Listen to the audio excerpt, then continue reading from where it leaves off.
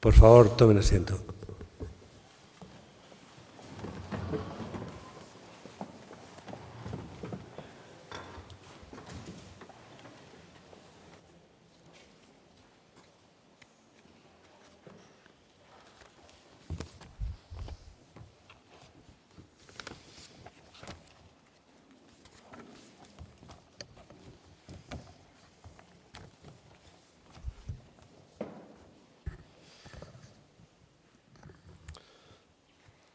Señor presidente de la Fundación Lili, señor director, querida secretaria general, profesor Berrios, vicerrectores, profesores, señoras y señores, muy buenas tardes a todos. Un año más en nuestro Paraninfo, que en este año cumple sus 500 años desde su construcción, conmemoramos la festividad de San Lucas, fecha en la que durante años, desde 1508, se celebraba el solemne acto de apertura del curso.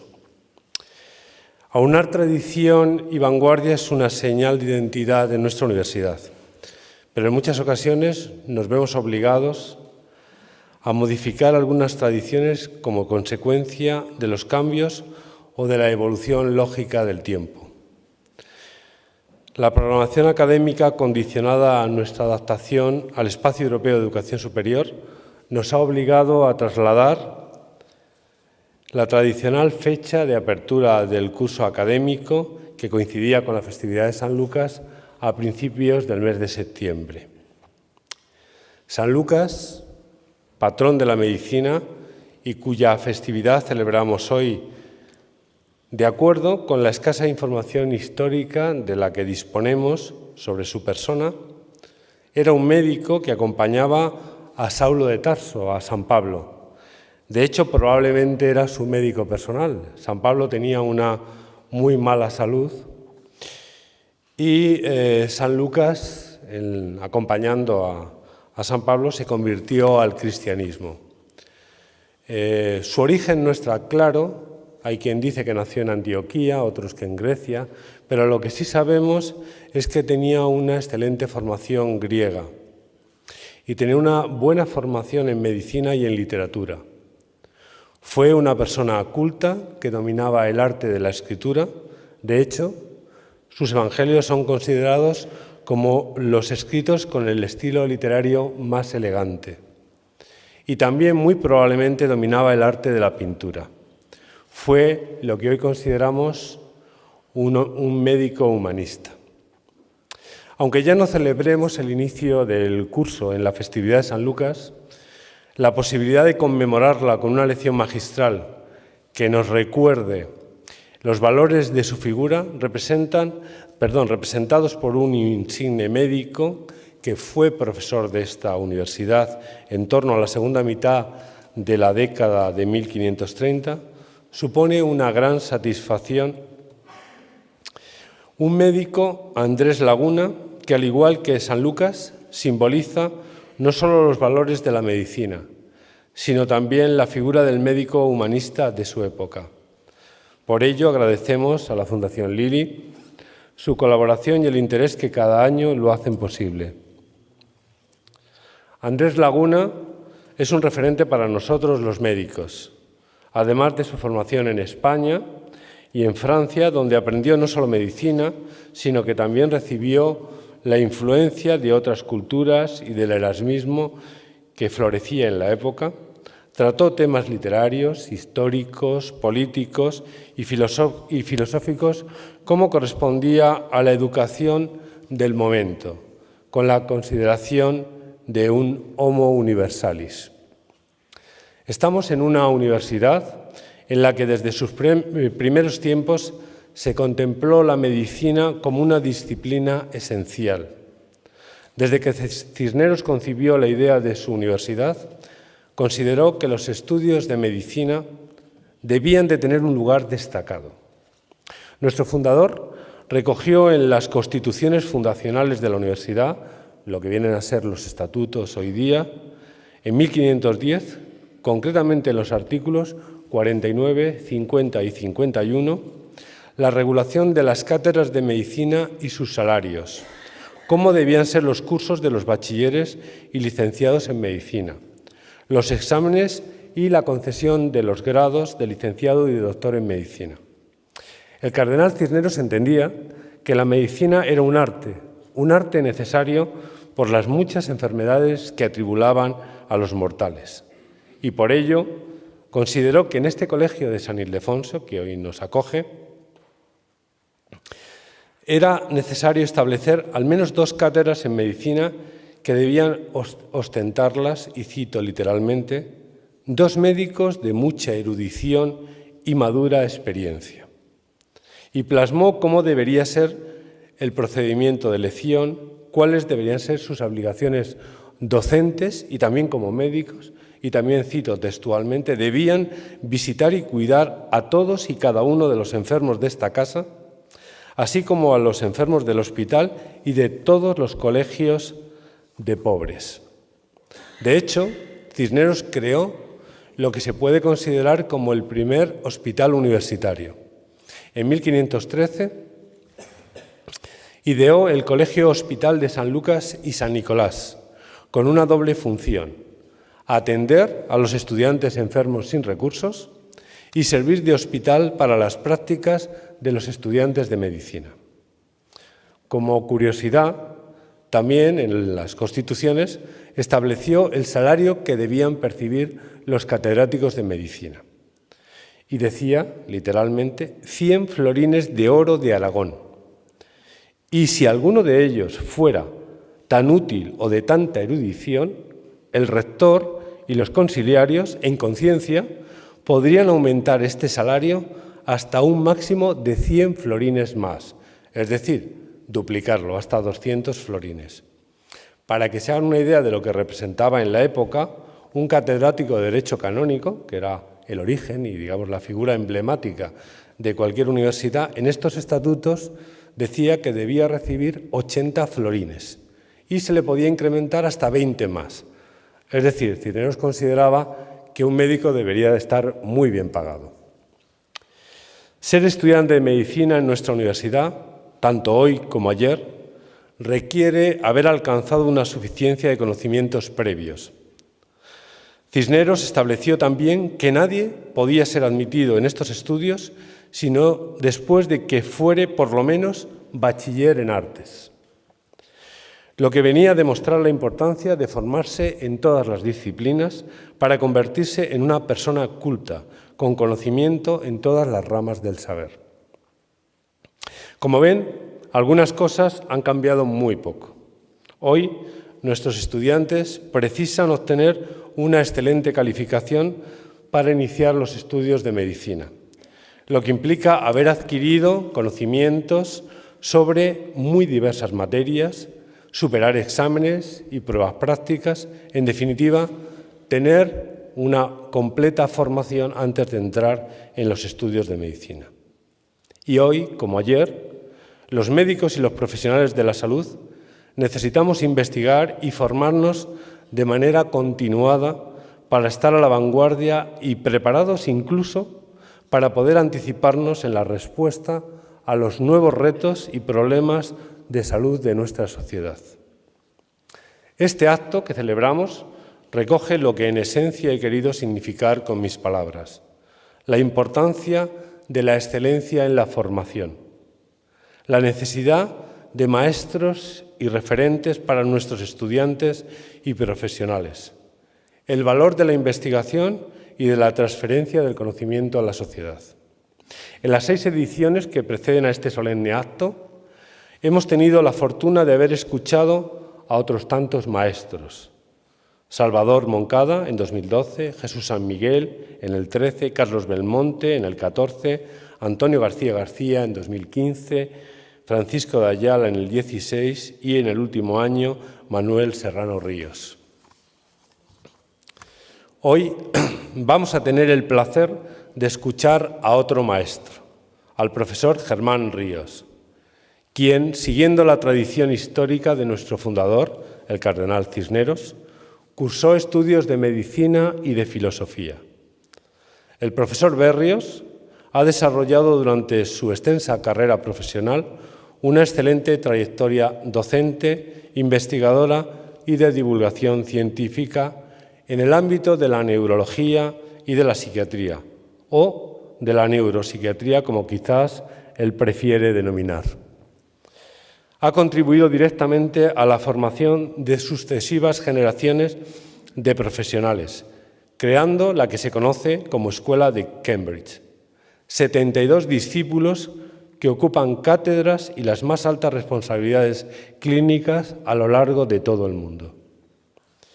Pero ante todo, Germán Berrios es un médico y humanista. Enamorado y profundo conocedor del mundo en el que vive, de hecho, si tuviéramos que buscar, probablemente no encontraríamos hoy un mejor ejemplo de Homo Universalis.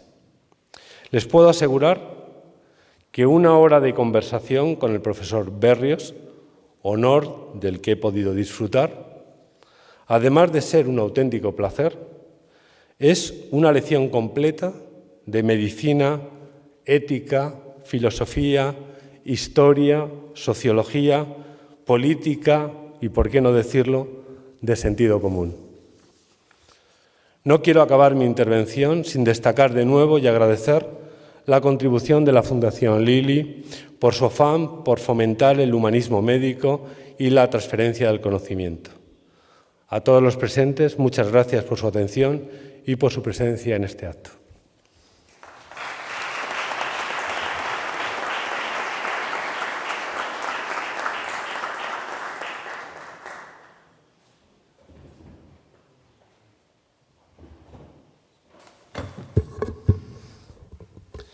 Tiene la palabra, a continuación, don Nabil Daoud, presidente de la Fundación Lilly. Presidente. Gracias. Excelentísimo y magnífico señor rector, señora secretaria general, patronos y miembros del Comité Científico de la Fundación Lilly, miembros del Consejo de la Elección Andrés Laguna, autoridades académicas, profesores, distinguidos señoras y señores. Buenas tardes a todos.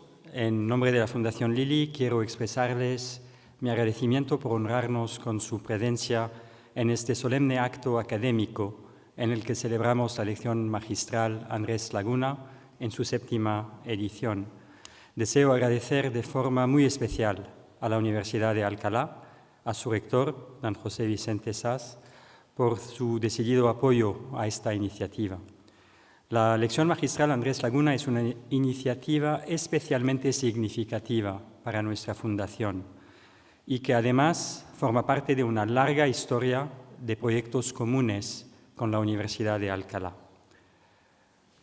Ambas instituciones entendemos que la colaboración es un ingrediente esencial para el avance del conocimiento en nuestro país.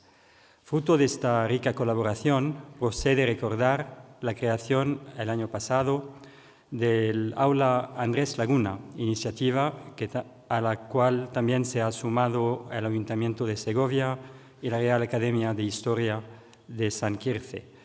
El objetivo de esta aula es rememorar la figura de Andrés Laguna, recordando sus múltiples contribuciones a los distintos campos del saber. El año pasado tuvo lugar la primera actividad del aula, que fue la representación teatral de su discurso de Europa, habiendo dedicado la aula del 2018 a glosar sus aportaciones literarias de la mano del poeta Antonio Gamoneda. La Fundación Lilly cumplirá muy próximamente su 18º aniversario. Desde su creación, el objetivo principal ha sido contribuir a mejorar la sanidad española a través de 3 líneas de actuación que nos hemos fijado desde el inicio y mantenido a lo largo de los años. Básicamente el fomento de la ciencia española, la mejora de la medicina y el impulso del humanismo. Queremos que la ciencia española, primero, tenga el protagonismo que se merece a nivel internacional.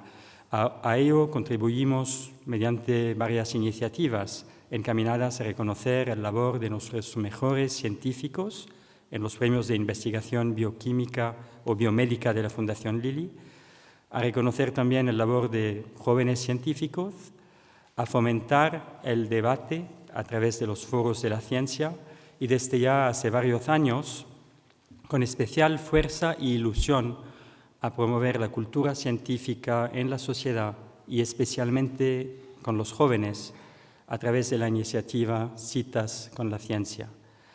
El segundo eje de la Fundación en la área de la medicina destacan actividades de la Cátedra Fundación Lilly Universidad Complutense de Madrid, convertida en referencia en España y Hispanoamérica en todo lo que tiene que ver con estandarización y innovación en la enseñanza de la medicina.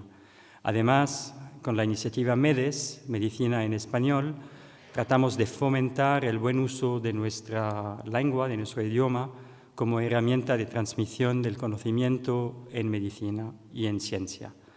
Finalmente, el humanismo. Creemos que es fundamental fomentar los valores que impregnan el humanismo tanto en la ciencia como en la medicina. Cada día se refuerzan más las bases científicas de la medicina. Cada día conocemos mejores cuáles son las bases moleculares de las enfermedades y contamos con tratamientos más efectivos que contribuyen en mejorar la esperanza y calidad de vida de los pacientes. Pero somos conscientes de que para practicar una buena medicina no basta con la ciencia y por ello apostamos por una medicina humanista que esté centrada en la persona. Desde la Fundación Lilly nos esforzamos para impulsar los valores clásicos del humanismo renacentista, valores deseables para la sociedad actual, además de ser imprescindible para el ejercicio adecuado de la medicina. Un ejemplo de este esfuerzo mencionado es la distribución anual del libro Un estilo de vida y otros discursos de Sir William Auster a los casi ya 30.000 graduados en medicina en toda España.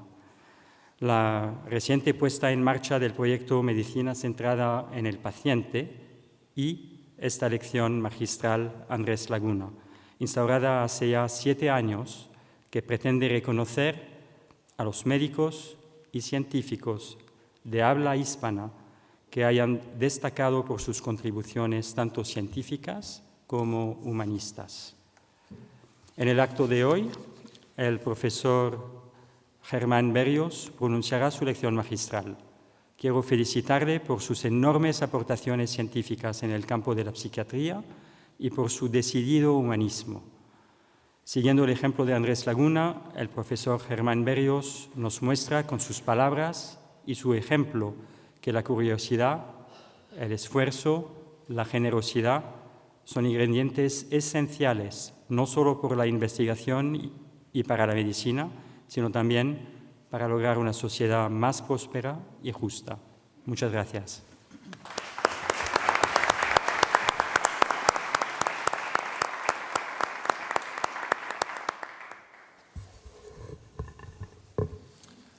Tiene la palabra el doctor don José Antonio Sacristán del Castillo, director de la Fundación Lilly, para proceder a la lectura del acta de concesión del premio y para pronunciar la laudatio.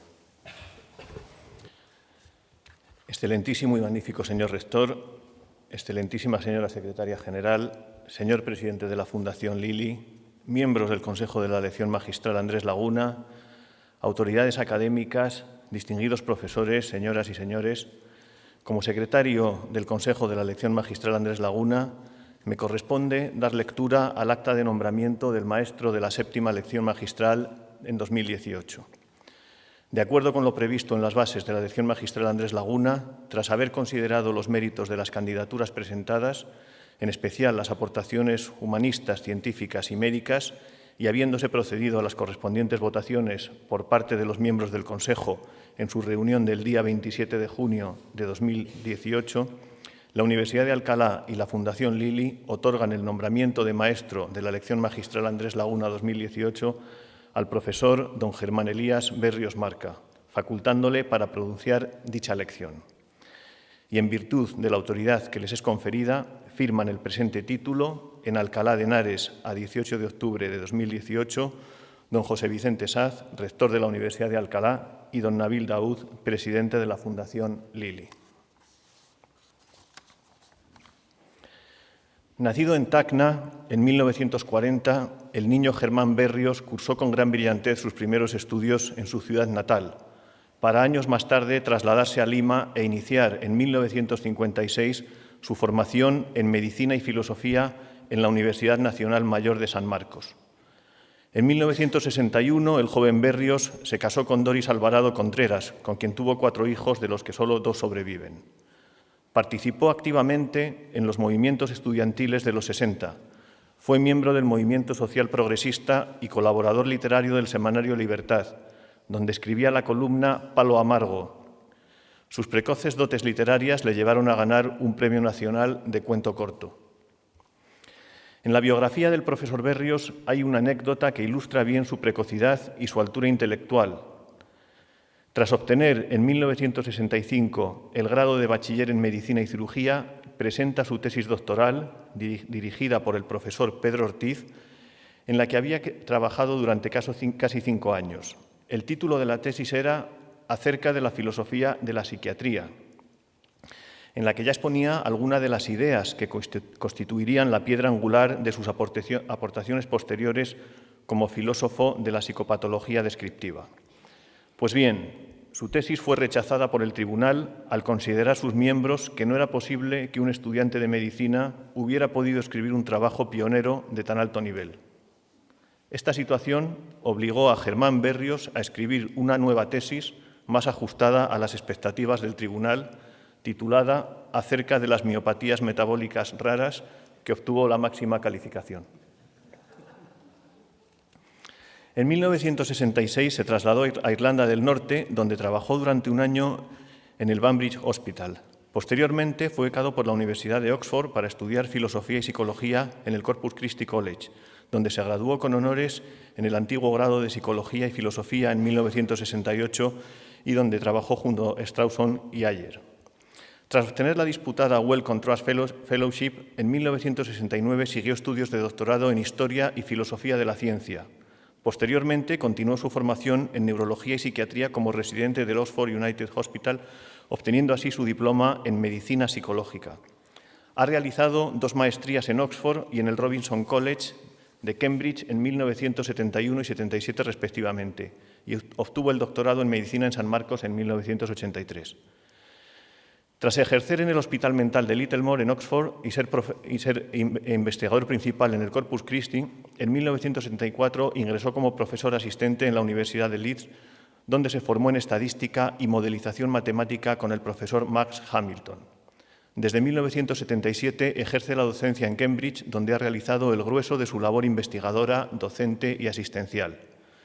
Su carrera académica y clínica en esta universidad es dilatadísima, destacando sus puestos como profesor asistente del profesor Sir Martin Roth, participando directamente además en la fundación del Departamento de Psiquiatría de la Universidad de Cambridge, catedrático de Epistemología de la Psiquiatría y jefe del Departamento de Neuropsiquiatría, chairman del Departamento de Historia y Filosofía de la Ciencia de Cambridge, presidente del Comité de Investigación y Ética de Cambridge durante 20 años, director de estudios médicos del Robinson College, donde actualmente es fellow vitalicio, y jefe de neuropsiquiatría del Addenbrooke Hospital, de la misma universidad. Además, ha sido bibliotecario honorífico del Royal College of Psychiatry del Reino Unido, es cofundador y director de la revista History of Psychiatry y editor del British Journal de Psiquiatría. Secretario de la Sociedad Europea de Historia de la Psiquiatría y presidente de la sección de Historia de la Psiquiatría de la Asociación Mundial de Psiquiatría. Miembro honorario de más de 25 academias, colegios, sociedades y asociaciones médicas de todo el mundo. Además, es doctor honoris causa por las universidades de Heidelberg en Alemania, San Marcos en Perú, Autónoma de Barcelona en España, Buenos Aires y Córdoba en Argentina y también en Chile. Dirige la Cátedra de Psicopatología Germán Berrios en la Universidad de Antioquía en Colombia. Ha obtenido la Orden del Sol, su grado de gran oficial del Gobierno de Perú. Es premio Ramón y Cajal, International Neuropsychiatric Association, Fellow de honor del Royal College of Psychiatrists en el Reino Unido, Premio a la trayectoria profesional de la Sociedad Española de Psicogeriatría, Medalla Honorio Delgado en la Universidad Cayetano Heredia en Lima, Perú, y además ha publicado más de 440 artículos y 17 libros sobre neuropsiquiatría, psicopatología descriptiva e historia y epistemología de la psiquiatría.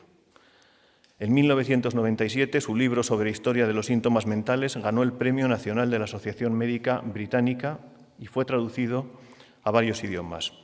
Durante muchos años ha sido consultor en temas de psiquiatría del Gobierno español y del Gobierno británico en Hong Kong. El profesor Berrios ha llevado a cabo su investigación en neuropsiquiatría, psicopatología, historia y epistemología de la psiquiatría, apoyado por generaciones sucesivas de estudiantes, quienes, en su conjunto, constituyen lo que ahora se conoce como la Escuela de Cambridge, escuela que suma más de 70 graduados en todo el mundo, de los que 17 han sido psiquiatras y psicólogos españoles. El hilo conductor de esta investigación ha sido la interrogante de cómo se forman los síntomas mentales, tema sobre el que disertará en la lección que el profesor impartirá en unos minutos. Germán Berrios, ante todo, un científico humanista, algo que impregna profundamente su labor investigadora. Defiende que la psiquiatría tiene su propia historia y su propia filosofía, y que esta disciplina ocupa el intersticio que hay entre las ciencias naturales y las ciencias sociales. Ha analizado en profundidad la influencia de la historia, el lenguaje, el ambiente y la cultura en los trastornos mentales y se ha mostrado crítico con las simplificaciones de manual y el dogmatismo científico que trata de anular la investigación epistemológica, eliminando la distinción entre síntomas psiquiátricos orgánicos y funcionales. Como buen humanista, es un trabajador incansable. Sabemos por alguno de sus discípulos que era frecuente que citase a un alumno en su casa de Holborn, a las afueras de Cambridge, a las 4 de la mañana, y que en el transcurso del debate pidiera al doctorado que fuera esa misma mañana a la biblioteca a buscar y leer el libro que discutirían al día siguiente. Su afición a los libros merece también una mención especial. Inicialmente, su biblioteca solo ocupaba parte del salón de su casa. Posteriormente, todo el salón. Después ocupó también el garaje. Después la cocina. Y así progresivamente hasta modificar radicalmente el concepto habitual que tenemos de una vivienda. Hoy, la casa del profesor Berrios es una gran biblioteca con 2 pequeñas estancias donde vive. Como todo espíritu renacentista, su curiosidad no tiene límite. Es un verdadero experto en multitud de materias, entre las que destacan la historia universal, la filosofía, las matemáticas o la ópera. Mira al futuro, pero se sabe en deuda con los grandes hombres que marcaron la historia de sus disciplinas favoritas. Una de sus pasiones más curiosas es la de descubrir dónde están algunas de las tumbas de estos grandes genios. En algunos casos las visita y cuida cada semana, como ocurre con la de su admirado Ludwig Wittgenstein, en Cambridge. También nos han contado que llegó a planificar alguna de sus estancias internacionales para poder visitar alguna de ellas, como ocurrió con su estancia en Australia, que aprovechó para visitar la tumba de Fisher, el gran matemático y estadístico, uno de los padres de la moderna investigación biomédica. Con el nombramiento del profesor Germán Berrios como maestro, el Consejo de la Lección Andrés Laguna quiere reconocer los valores humanistas que impregnaron la figura del médico segoviano: la curiosidad, el esfuerzo, el espíritu crítico, la búsqueda incansable de la verdad y la huida de los dogmatismos. Son valores que esta lección pretende fomentar y son valores que el sabio que hoy nos honra con su presencia en este Paraninfo de la Universidad de Alcalá ha cultivado como pocos a lo largo de su vida. Muchas gracias.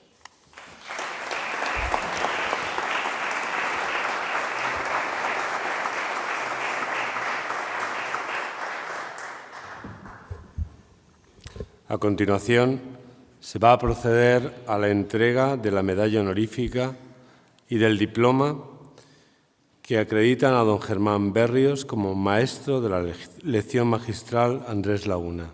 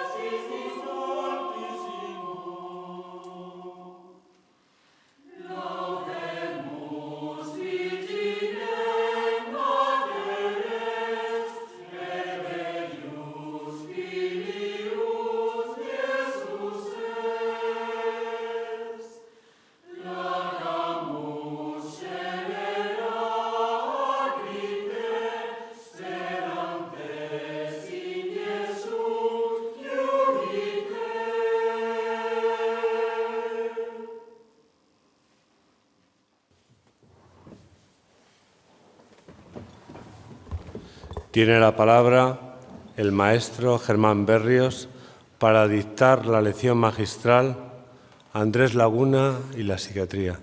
Maestro.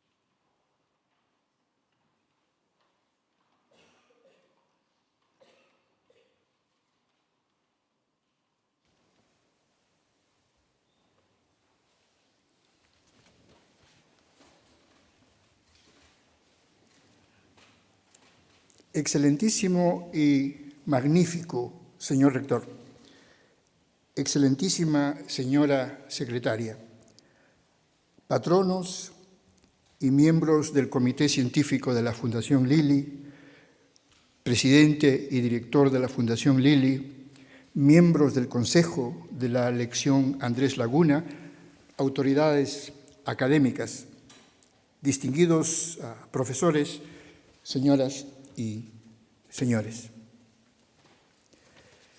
La vida y obra de Andrés Laguna han sido bien estudiadas.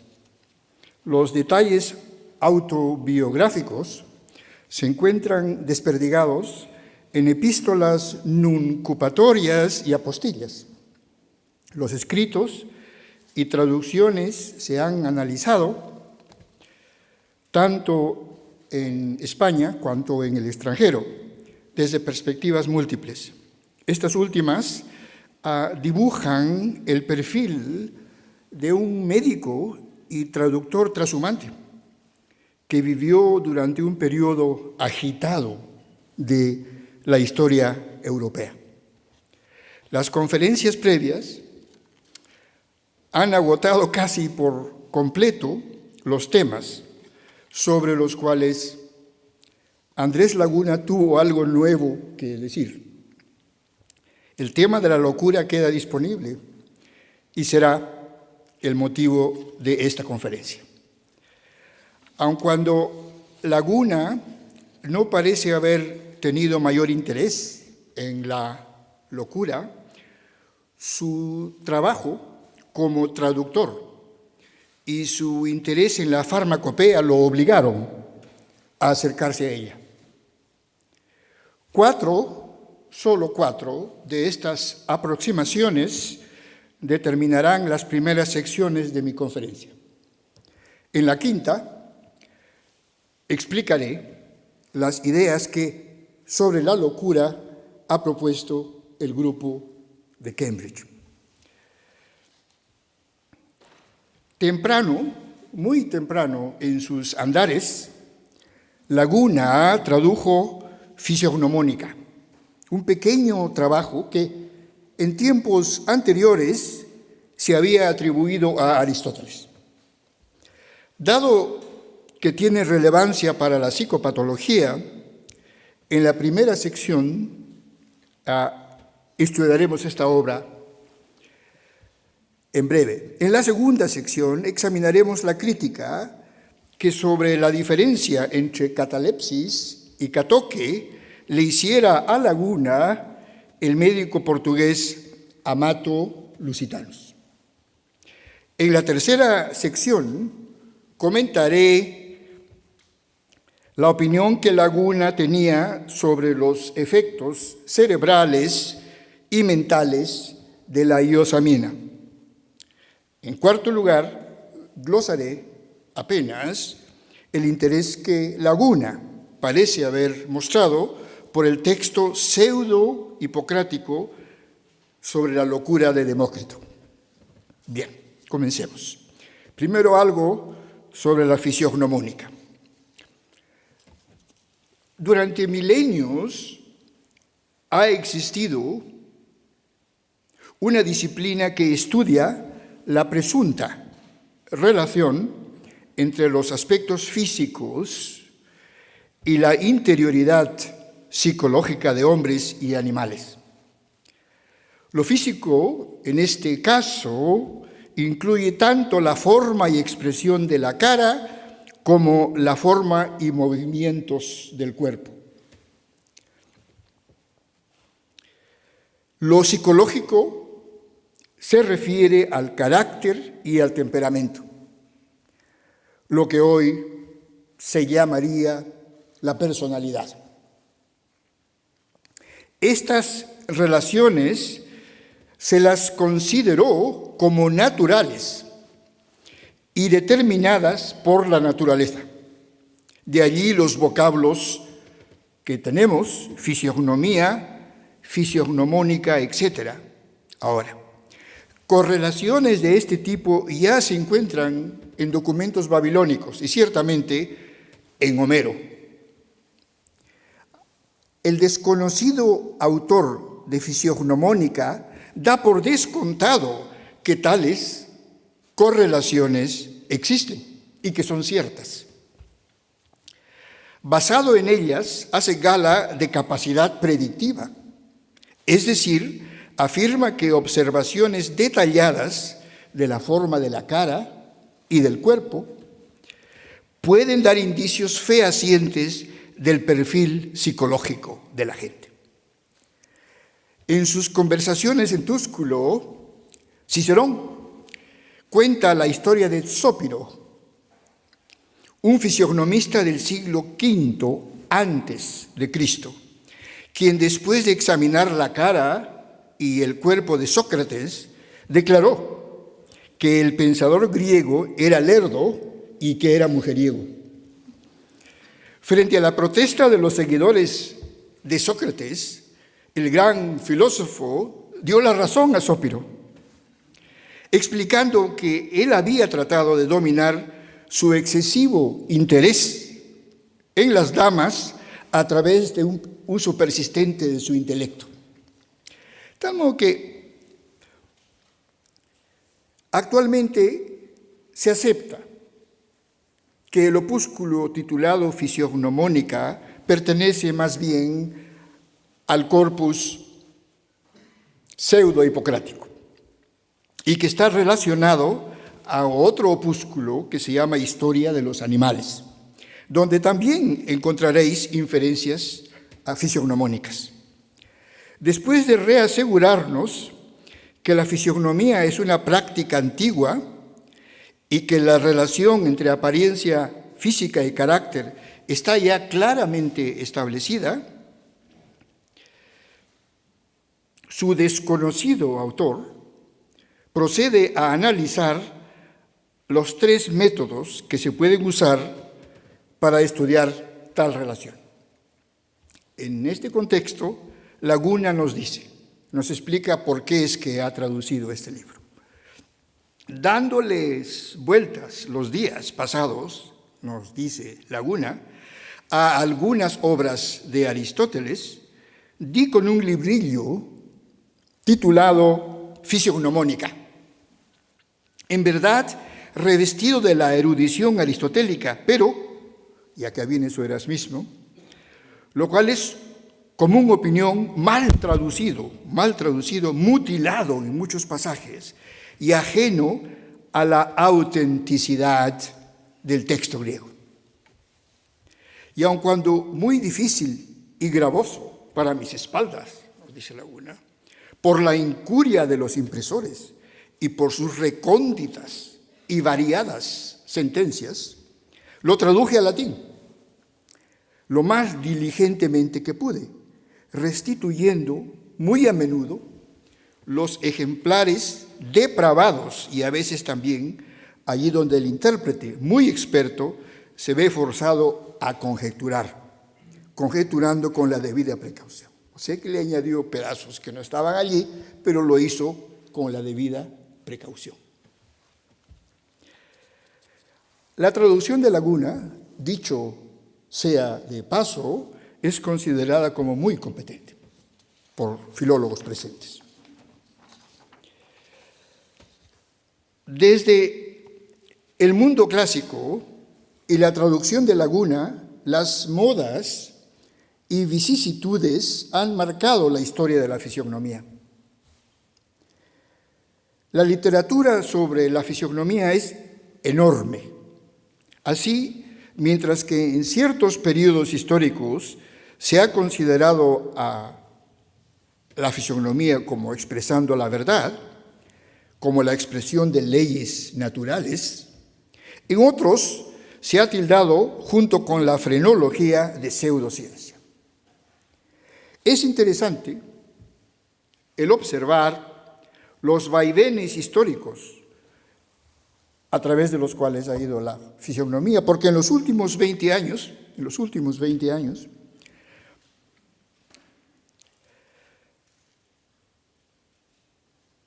basados sobre descubrimientos genéticos y en inteligencia artificial, se comienza a afirmar una vez más que las correlaciones entre la forma del rostro y del cuerpo, la longitud de los dedos y cosas de este tipo, nos pueden decir cuáles son las características psicológicas del sujeto. Estamos entrando en un periodo fisiognomónico una vez más. Ahora, esto estaría bien, pero reforzados por el uso de la neuroimagen, por ejemplo, esta nueva ciencia fisiognomónica, basada en la genética, asegura actualmente que es posible determinar la personalidad, la religiosidad, la ideología política, la criminalidad potencial, la tendencia a mentir y ciertamente la presencia de locura a través de las características estructurales y funcionales del cerebro. Ahora, la audacia de estas afirmaciones es realmente seductora y su implementación forense y clínica están comenzando a crear problemas éticos. En el siglo XIX, escritores sobre el tema, tales como Morrison en Escocia y Lombroso en Italia, mostraron su sensatez limitando sus afirmaciones de correlación al modo post hoc. Decían, estas correlaciones parecen existir en casos que hemos visto.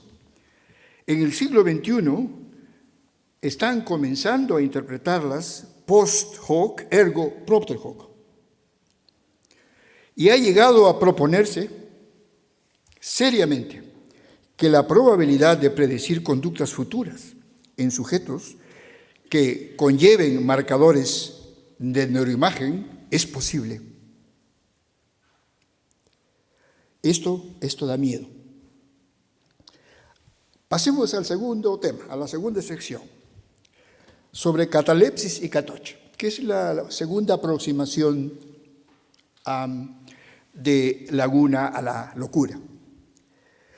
Antes del uso médico, el vocablo griego catalepsis, que es un vocablo muy noble además, significó muchas cosas. Significó tomar posesión, coger, agarrar, ocupar, aprender algo directamente con la mente, significó percibir, sujetar con los dedos, comprimir, etcétera, etcétera. En el siglo V a.C.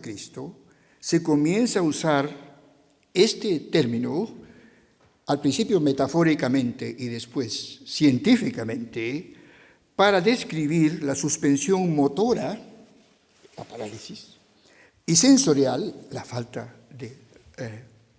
de sentidos, durante las cuales la persona deja de comunicarse con su entorno. Es decir, hay una súbita parálisis motora y sensitiva y el sujeto se desconecta del medio ambiente. Esa es la definición clásica de catalepsis. Las extremidades del sujeto, que esto es muy interesante, permanecen en la posición que el observador las coloca, como que si el sujeto fuera de cera. Si sube el brazo, se queda en esta posición. Y por horas, además. Estos casos los vemos los médicos, los veíamos antes, mucho más. Este estado de catalepsis puede durar por días y nunca se ha sabido claramente si la conciencia del sujeto también está comprometida. En otras palabras, si en el momento de la catalepsis el sujeto se da cuenta que está en catalepsis o no. Hay debates sobre esto. La catalepsis es reversible casi siempre, pero hay casos con un desenlace fatal. Durante el siglo XIX, estos estados, cuando se crean los grandes manicomios en Europa y los enfermos comienzan a ser acumulados y tipificados, la observación de los estupores aumenta y en este siglo se los comienza a describir en gran detalle. Hasta que el año 1874, un subgrupo de los estupores se lo comienza a llamar catatonia. Lo sabemos.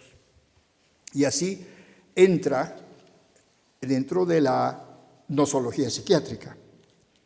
Y hasta el día de hoy, los psiquiatras hablamos de estupores melancólicos, gente muy deprimida que entra en estupor, estupores esquizofrénicos, estupores neurológicos de varios tipos, como el mutismo aquinético, tumores del tercer ventrículo, estupores farmacológicos, estupores conversivos o histéricos, etcétera, etcétera. Bien, esto con respecto a la catalepsis.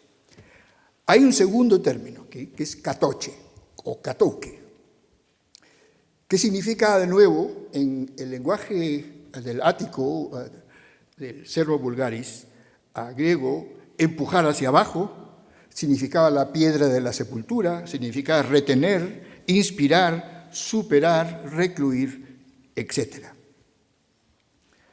Y eventualmente otros médicos del mismo periodo, en lugar de usar catalepsis, comienzan a usar catoque para describir estos estados estuporosos. Muy simple.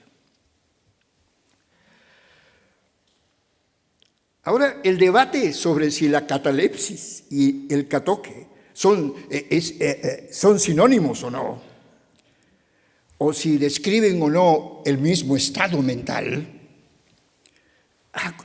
comenzó entonces y todavía no termina. Los escritores clásicos claramente usaron estos términos metafóricamente, y así comienzan un buen número de términos en la nomenclatura médica, pero no se puede decidir si un estado es o catoque o catalepsis simplemente porque los estados mismos son vagos, difusos, no claramente determinados, y por lo tanto tenemos variaciones terminológicas y variaciones en la realidad del comportamiento de estos sujetos. De modo de que está bien claro que la solución es una solución arbitraria. Se decide que se va a llamar a esto uno o lo otro, como pasa muchas veces en medicina. Ahora, armados de este conocimiento, regresemos a Laguna. Bien, Amato Lusitano João Rodríguez de Castelo Branco, un gran médico portugués, judío converso, había nacido el mismo año que Laguna y hubo gran rivalidad entre Laguna y Amato. Amato hizo contribuciones interesantes, porque anatómicamente parece que sugirió descripciones de las válvulas cardíacas. Era rival y no simpatizaba con Laguna. Entonces lo critica. Y la crítica es sobre el uso de catoque o catalepsis. Este es el problema. Así, Amato escribe, lo cito, en el Curationum Medicinalium, dice así: por lo que el segoviano Andrés Laguna, varón sabio e ingenioso de nuestro tiempo. Cuando viene un halago así es porque va a venir una crítica. Hubiera actuado con más prudencia si en sus epítomes de Galeno hubiera usado tales palabras para describir la catalepsis, es decir, la enfermedad de la congelación, y no el catocus, que es el coma vigil. Así lo dice él. Ahora, la crítica de Amato hubiera sido válida si con respecto a tal diferencia, como lo dije hace un momento, Galeno mismo hubiera insistido en ella. Galeno, si uno lee en la sección de Galeno en la cual describe catoque y catalepsis, se encuentra que Galeno es igualmente vago al respecto. No hay claridad en el texto galénico. De tal modo de que uno no sabe Amato a qué se está refiriendo. Y podría ser también de que si en la práctica clínica hay una diferenciación, Amato tendría razón, pero tampoco la hay, como hemos visto. Más aún, sabemos que en las epítomes, Laguna intentó corregir algunas afirmaciones de Galeno. Tenemos cierta evidencia de que fue así. Por lo tanto, el ignorar por parte de Laguna la diferencia entre esos dos estados clínicos no se lo puede considerar como error necesariamente. Probablemente Laguna estaba expresando un punto de vista clínico y tenía pleno derecho de hacerlo. Interesantemente, en epítome 3, en la tercera epítome, Laguna apostilla que los catalépticos, aquellos que sufren catalepsis, duermen con los ojos abiertos. Esta es una observación interesante que en realidad podría tener base empírica y hay que examinarla. La historia subsecuente de la catalepsis es fascinante, pero me temo que no la voy a decir hoy porque no hay tiempo. De tal modo que pasemos a la tercera aproximación. Hemos visto ya dos. La tercera tiene que ser con la traducción al castellano del Dioscórides por parte de Laguna. Esta traducción es extraordinaria, está profusamente apostillada y contiene con cierta frecuencia información autobiográfica, experiencias personales y profesionales y además los testimonios de oídas que fueron tan comunes en la medicina de ese periodo que ya comienzan con los concilia en la época medieval. Por ejemplo, en el capítulo 55, titulado Del solano que engendra locura, Laguna traduce: bebida con vino, una dracma de su raíz, de la raíz del solano, representa en el enfermo ciertas imágenes vanas, produce ilusiones o alucinaciones, aunque muy agradables a los sentidos. Es cierto, alucinaciones leves de tal tipo pueden a veces ser muy agradables a la persona intoxicada. Dice, bebiendo una cantidad doblada, o sea, 2 dracmas, puede tener fuera de sí al hombre por 3 días. Ya lo confunde tanto, crea una confusión aguda farmacológica que dura hasta 3 días. Ya las alucinaciones comienzan a desmembrarse en el contexto de la confusión cognitiva. Pero sigue Laguna, dice, y de hecho mata si bebe una poción cuadruplicada. Es decir, si toma 4 dracmas, lo intoxica y lo mata, lo que es totalmente cierto. Del cual tan grande peligro y daño, el remedio es mucha agua miel, que era muy importante en aquella época para muchas cosas, para hacer un licor famoso, y después vomitada. Bien.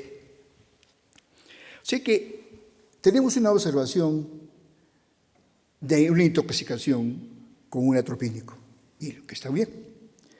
Now, sigamos examinando el Dioscórides.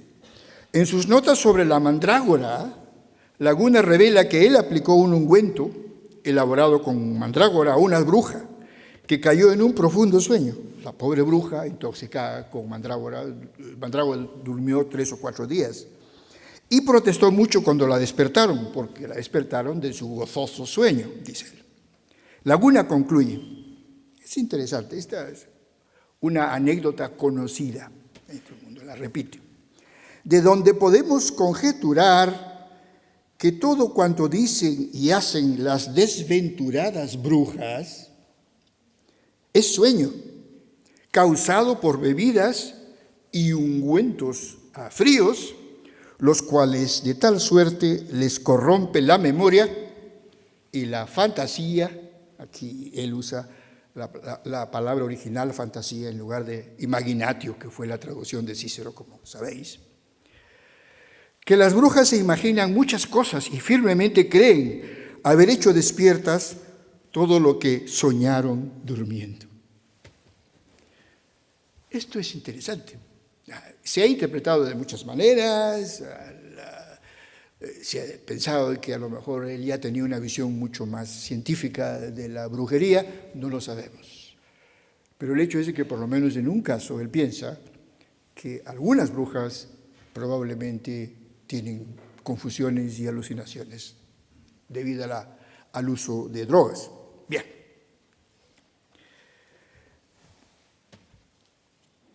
Muchas de las plantas a las que tanto Dioscórides se refirió como Laguna, se refiere en su traducción, se sabe ahora que contienen iosiamina, que es un alcaloide tropánico, que es un levoisómero de la atropina, presente como está en plantas de la familia Solanaceae.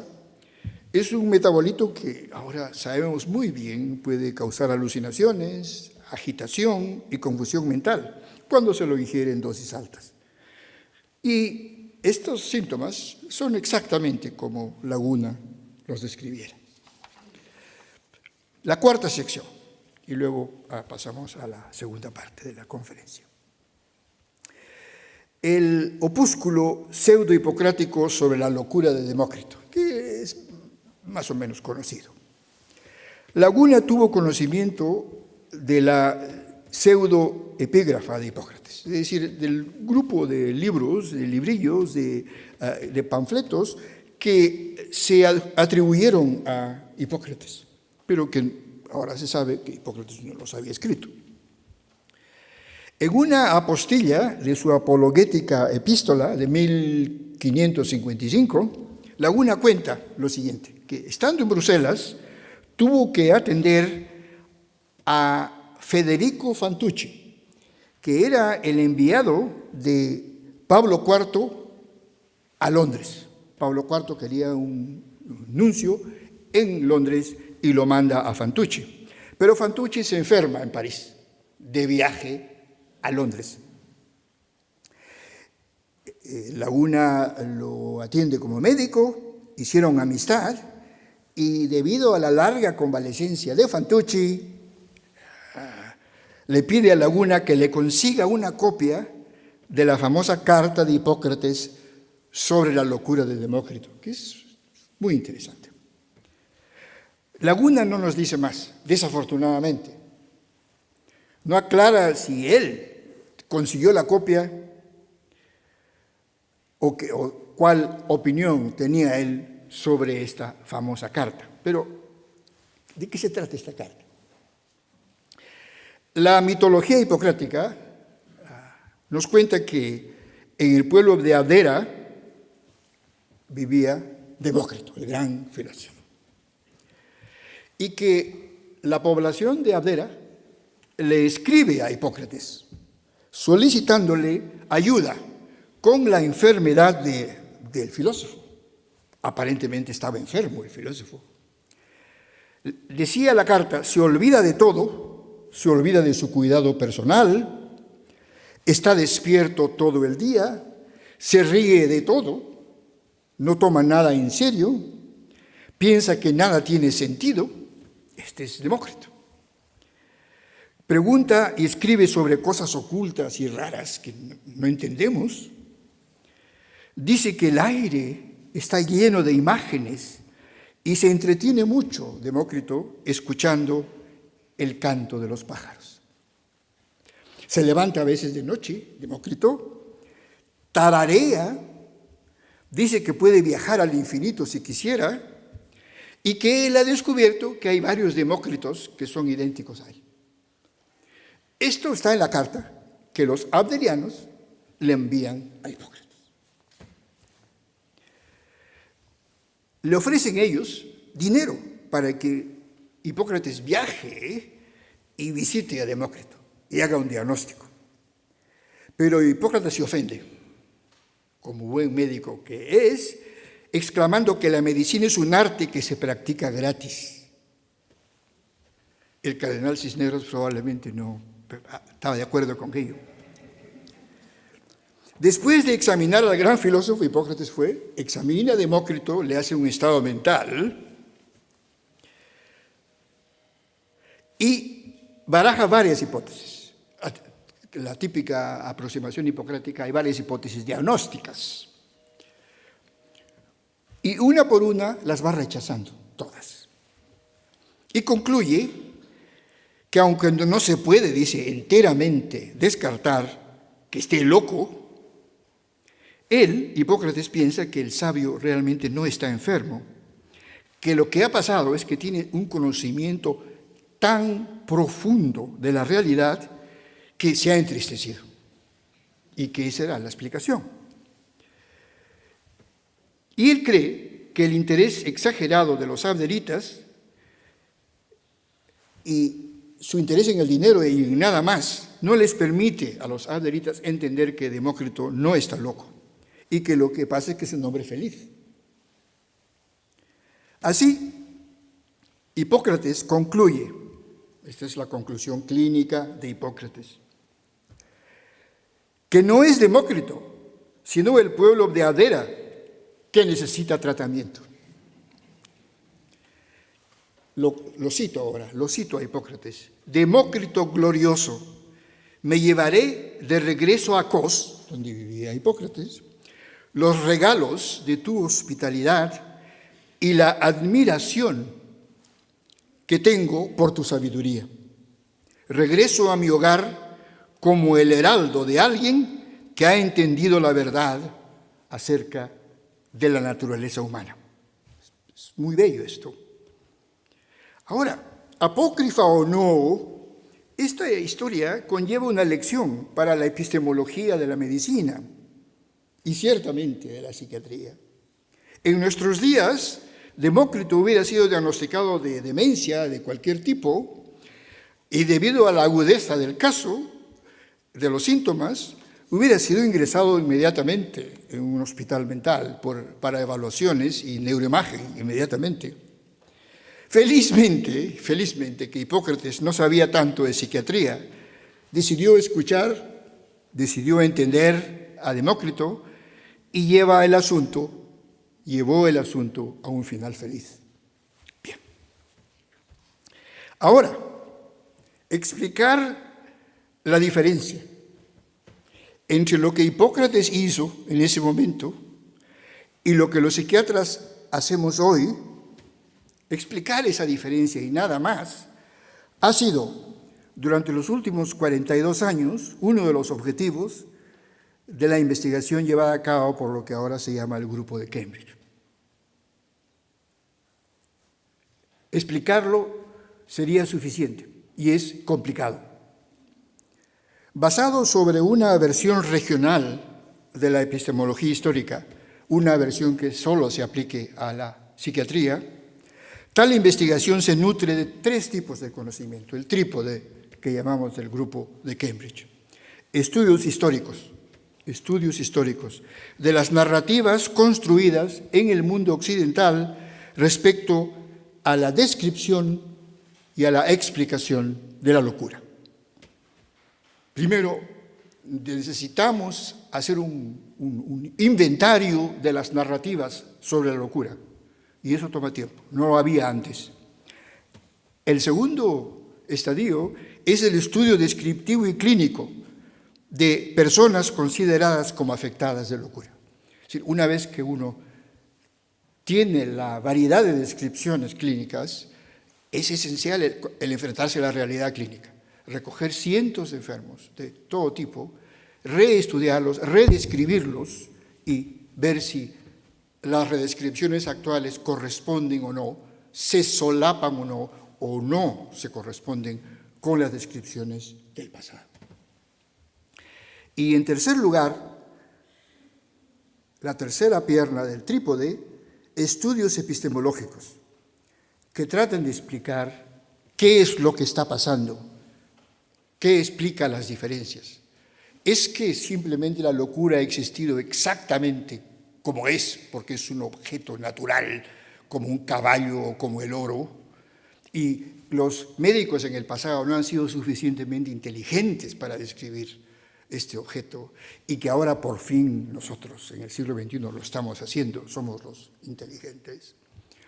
O lo que ha pasado es que en cada periodo histórico algo muy opaco, culturalmente complejo, que es la locura, ha sido capturado en formas distintas, que hay un inventario caleidoscópico de las imágenes de la locura. Brevemente describiré estos 3 grupos de investigaciones y luego concluyo y os agradezco. Hasta los años 60 del siglo XX, la historiografía de la psiquiatría, es decir, el conjunto de métodos que se usan para analizar la historia de la psiquiatría, se basaba en la historia tradicional, convencional de la psiquiatría. Es decir, enfatizaba lo biográfico, enfatizaba el concepto de descubrimiento, el concepto de progreso y el concepto de género. En cuanto llegaba un momento y algo nuevo aparecía, más bien que buscar las razones para explicar estos cambios, estas narrativas nuevas, simplemente se dice, es que es un genio y por eso es que las ha descubierto. Y el concepto de genio tiende a dañar un poco la investigación histórica porque la paraliza, básicamente.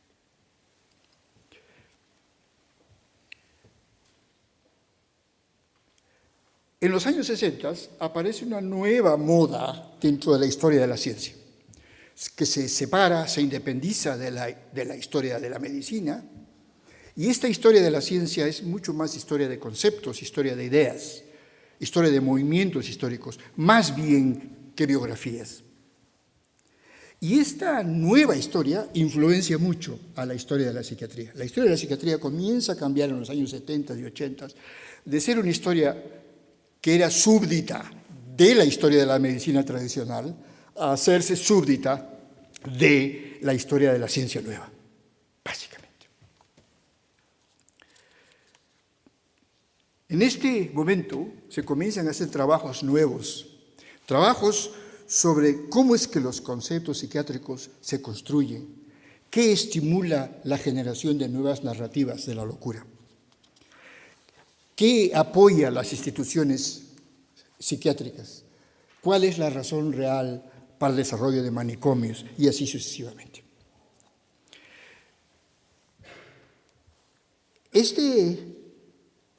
Esta aproximación, los miembros del grupo de Cambridge no somos historiadores. Tuvimos que hacer historia para entender el proceso de la locura. la investigación histórica más o menos ha sido ya completada. Lo que se encontró fue que hay nichos históricos. Dentro de cada nicho histórico pareciera ser que se han generado descripciones de la locura que son muy propias de estos nichos históricos. Las descripciones van cambiando. A veces la misma palabra se usa para nombrarlas, por ejemplo, la palabra melancolía, la pobre y sufrida palabra melancolía. Desde Hipócrates hasta el día de hoy todavía se escriben libros así. El hecho es de que en Hipócrates la melancolía era el nombre de un síndrome de la malaria, no tenía nada que hacer con la tristeza o con la enfermedad bipolar del siglo XXI. De tal modo que es posible que haya habido tristezas y depresiones en la época de Hipócrates, pero claramente las llamaban por un nombre distinto. A eso me estoy refiriendo. Bien. Segundo paso, los estudios clínicos. Como todas las técnicas, como todas las disciplinas prácticas, la medicina solo puede aprender de la casuística. No hay otra forma. La medicina solo puede aprender del contacto directo con el enfermo. No hay otra forma. Por eso es que yo dudo mucho y me preocupo con frecuencia acerca de historiadores de gran prestigio, sociólogos, antropólogos, que escriben libros sobre la locura. Y obviamente de primera clase, desde la perspectiva de su especialidad, pero a veces presentando estereotipias de lo que es la locura. En el segundo periodo comenzamos a recoger datos clínicos. La lista de aquellos síntomas y síndromes que hemos estudiado es más bien enorme. Y en la audiencia hoy hay algunos de aquellos jóvenes españoles, ahora no tan jóvenes, que nos ayudaron a hacer este trabajo. Por ejemplo, el grupo de Cambridge introdujo oficialmente la frase paradigma cognitivo de la demencia, los síntomas no cognitivos de la demencia. Introdujimos el síndrome de Charles Bonnet al inglés, con el primer artículo en los años 80, muy tempranos, era solo conocido en el mundo francés. Desarrollamos los criterios clínicos para la versión orgánica del síndrome de Ekbom, es decir, del delirio parasitario. Fuimos una influencia importante en el cambio del nombre de esquizofrenia en Japón. La traducción de esquizofrenia en el Japón es extremadamente ofensiva, los ideogramas.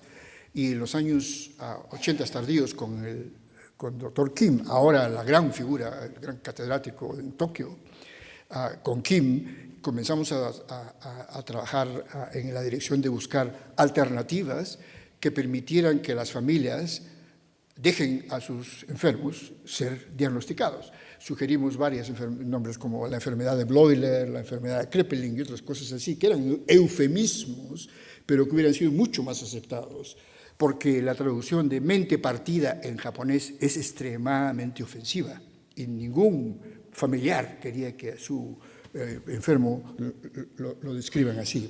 Y esto ahora es oficial. De modo que le agradezco mucho al profesor Kim por este trabajo. Trabajamos mucho en depresión en la atención primaria. Tenemos un libro muy grande en Oxford University Press sobre cómo es que se presenta. Pensamos desde el principio de que la presentación de casos psiquiátricos en la atención primaria es muy distinta de la psiquiátrica. Todos los libros que escribimos, los escribimos para la psiquiátrica, porque los psiquiatras somos los expertos, y entonces hacemos las estadísticas y todo lo demás, pero con mucha frecuencia estas descripciones intrahospitalarias se aplican poco a la presentación de casos en la atención primaria. Este libro lo hice con Jim Callahan, que ahora es catedrático en Chicago, un gran chico americano brillante. Trabajamos mucho en medición, en psiquiatría, en psicología, en instrumentos. Esto lo hice con el profesor Bulbena de Barcelona, que ahora es catedrático en la Autónoma. Y así sucesivamente. Hemos puesto mucho énfasis, hemos básicamente cambiado la descripción de la psiquiatría en la enfermedad de Wilson, en la pseudodemencia, en las alucinaciones musicales, en la Corea de Huntington, en la demencia frontotemporal, donde tenemos una escala que es más bien universal, en los estados predelirantes, en el delirio, en la memoria, en el síndrome de Cotard, en las psicosis atípicas de corto plazo, en la anedonia, en el trastorno formal del pensamiento, en la fabulación en la esquizofrenia, en la ansiedad, y así sucesivamente. Bien. Los mapas clínicos que surgen de esta investigación dura con los enfermos nos permitieron comparar el presente con el pasado, esta vez con información adecuada. Uno de los objetivos fue identificar dentro de cada síntoma, síndrome o trastorno o lo que fuere, rasgos o dimensiones clínicas que se repiten. Si encontramos que algunos casos, algunos rasgos, partes, dimensiones del síntoma se repiten, hicimos la hipótesis de que la repetición a lo mejor reflejaba el componente cerebral, el componente neurobiológico del síntoma, y que aquellos rasgos o dimensiones que no se repiten probablemente reflejen el componente, la contribución cultural al síntoma mental.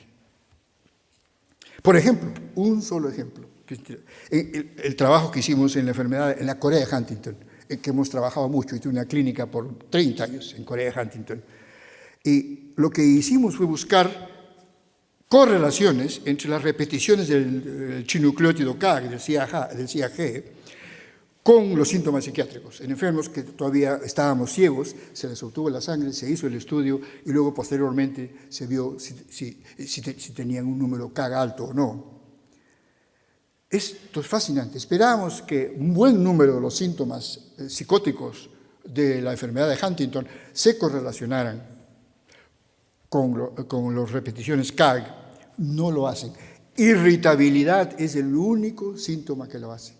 Entonces desarrollamos el modelo de Cambridge, que trata de explicar que para un niño que crece en un ambiente cuando uno de los padres tiene la enfermedad debe ser extremadamente estresante, y que es muy posible que muchos de los síntomas psiquiátricos que aparecen en el enfermo que lleva la enfermedad no pertenecen a la enfermedad misma, sino pertenecen al ambiente en el que se crearon. Esta diferenciación es importante desde el punto de vista del tratamiento. No lo será desde el punto de vista teórico, pero a aquellos que tenemos que medicar a estos enfermos a medida que se van enfermando, tenemos que manejarlos, tenemos que ponerlos en situaciones especiales de protección. Es muy importante el no medicar ciertos síntomas que creemos que no están asociados con la neurobiología de la enfermedad. Bien. Podría extenderme mucho más, no hay tiempo y ya voy a terminar. Pero la conclusión de todos estos trabajos es importante. Nos llevó a la idea de que la vieja distinción que en el siglo XIX se hacía entre locuras de tipo orgánico, por ejemplo, un tumor cerebral o una infección, una meningitis y muchas cosas más que pueden llevar a una forma de locura, la distinción entre la locura orgánica y las llamadas locuras funcionales, aquellas en las cuales no encontramos realmente patologías cerebrales, tenemos correlaciones, nada más. Esta distinción fue muy importante para la investigación. Pero después de la Segunda Guerra Mundial, debido a la influencia americana en Europa y todo lo demás, se decidió que era una diferencia tonta, que todas las enfermedades mentales tienen que tener bases cerebrales y por lo tanto la distinción hay que olvidarse de ella, y así ha sido. Y esto es una tragedia realmente para la investigación psiquiátrica, porque lo que ha hecho, para resumirlo en una línea, es buscar desesperadamente por bases cerebrales primarias, que secundarias las tiene, obviamente, en muchos casos psiquiátricos, en los cuales valdría mucho más el esfuerzo el tener psicólogos y trabajadores sociales y expertos en ciencias sociales que puedan encontrar modelos sociales de explicación de los conflictos simbólicos intersubjetivos que los seres humanos tienen. Bien. Ok. Una cosa más sobre el síntoma mental y concluyo. Decíamos que desde el siglo XIX el síntoma mental se ha convertido en la unidad de análisis clínico y epistemológico de la locura. En el siglo XIX se dice, hay síntomas mentales que están generados por regiones cerebrales distintas. Estos se agrupan en ciertos grupos por razones no muy claras, constituyen racimos de síntomas y cada racimo es una enfermedad distinta, básicamente. Ese es el modelo epistemológico. ¿Cuál es el pegamento que mantiene a estos síntomas juntos? Si es un pegamento biológico, si es un pegamento histórico, si es un pegamento cultural, social, nadie tiene idea ni a nadie le importa. Pero es obvio que es esencial. Lo que queremos saber es si el síntoma, digamos, la alucinación que se presenta en la melancolía, que se presenta en el tumor cerebral, que se presenta en la esquizofrenia, que se presenta en la enfermedad de Parkinson, ¿es exactamente el mismo fenómeno o no? Y nosotros hemos llegado a la conclusión que no lo es, que es absurdo pensar que lo es. Es muy posible que ciertas llamadas alucinaciones en enfermedades como la esquizofrenia y otras de este tipo sean simplemente delirios perceptivos y que no haya un contenido alucinatorio en el cerebro. Bien. Ahora concluyo y os agradezco.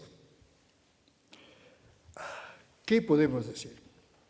Andrés Laguna proyecta, obviamente, una figura importante entre los médicos renacentistas de la primera mitad del XVI. No hay duda que fue un clínico y un intelectual notable. Sus esfuerzos como traductor, que fueron muchos, reflejan la necesidad erasmista, y no hay duda que es el erasmismo de Laguna que habla aquí, de retornar a las fuentes mismas, a las fuentes primarias, el olvidarse de las muchas traducciones medievales que, de acuerdo a él, habían rodeado los textos originales con vicios, y usa incluso la misma palabra que Erasmo usara antes. No hay problema. Su buen latín y su conocimiento del griego clásico, no hay duda también de que estuvieron a la altura de la tarea que él mismo se impuso. Como otros grandes judíos conversos de su tiempo, Laguna viajó mucho, fue trashumante, trabajó sin tregua y, como los médicos de su tiempo, entendió la medicina y la locura con las claves que su periodo le proporcionó, y lo hemos visto en algunos ejemplos. Ahora nosotros, en el siglo XXI, entendemos la medicina y entendemos la locura con los registros que nos proporciona nuestra época. El abismo histórico que nos separa de Laguna casi nos impide entender la imagen que Laguna tenía de la locura. La respuesta nuestra siempre ha sido, bueno, es que estaban atrasados, nosotros somos mejores, es decir, recurrimos al concepto de progreso. Y es muy posible que en ciertas áreas de la medicina es una explicación perfectamente aceptable. A lo mejor no lo es en otras, todavía no sabemos. El concepto de progreso a lo mejor no se aplica a la gama completa de los cambios en la medicina. No lo sabemos, se necesita más investigación al respecto. Lo que ha pasado es que la retórica de venta que tenemos en el siglo XXI es muy fuerte. Y esta retórica de venta hace que el viejo concepto de autoridad personal que se tenía en el viejo médico que había visto 1000 casos y que daba su opinión, la estamos comenzando a abandonar por cambios hacia la impersonalidad de la ciencia. correctamente estamos nombrando a las estadísticas y a trabajos matemáticos dentro de la medicina como la única fuente posible de conocimiento. Y de nuevo, hay áreas de la realidad médica en que esta es la única aproximación, pero hay otras áreas de la realidad médica en la cual todavía hay espacio, todavía hay lugar para la idea de que la autoridad personal del médico puede que sea importante, que lo cualitativo aún sigue siendo importante. Y me dio mucho gusto hoy cuando el señor presidente habla de que de la Asociación Lilly nos dice que hay una vuelta, su fundación refleja esta vuelta universal hacia la medicina centrada en el enfermo. Si la medicina centrada en el enfermo no va a ser sino un ejercicio de la boca para afuera, si va a tener significado real, esta afirmación es que hay una dimensión cualitativa con respecto a las quejas del enfermo. Y si es así, en medicina en general, yo creo que dentro de la psiquiatría esta afirmación es aún más importante. Bien, agradezco a la Universidad de Alcalá y a la Fundación Lilly por invitarme a impartir la conferencia Andrés Laguna. Los aspectos de la locura que hoy os he explicado son el resultado de la investigación de los miembros de un grupo de muchas generaciones que suman más de 70 graduados, de los cuales, debo decir, 17 son españoles y muchos de ellos en cátedras en este país. En el nombre de ellos, y quiero dejarlo muy claro, en el nombre de todos ellos, acepto el honor que nos habéis conferido. Gracias.